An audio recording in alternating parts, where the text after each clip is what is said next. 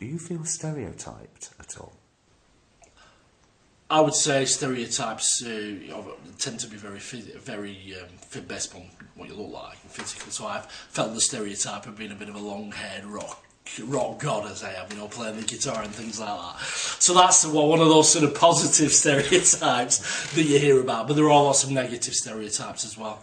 And one that I perhaps will touch on a little bit is I work within the disability services, and recently, since I've started, one of the questions that is often asked is, are you a disabled person? Because it's an organisation that supports disabled people, run by disabled people.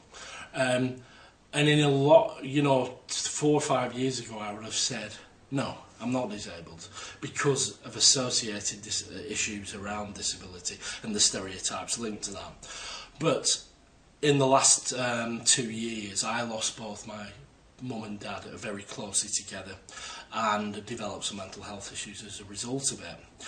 And I've come to learn to accept that that was part of who I am, but that doesn't mean it's necessarily a label. Sometimes, because mine is a visible disability in the way that most people notice most of the time, because of the way I control it and the tips and tricks I use to deal with it myself, or the fact that maybe I only come out on days when I'm actually alright, more a surprise thing, because most people, don't see that, and you don't want to see people, people seeing the way you are.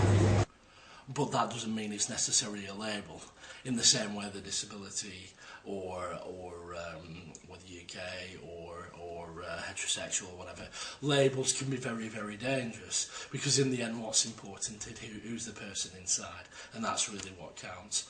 And in society, I think we all get labelled at some point.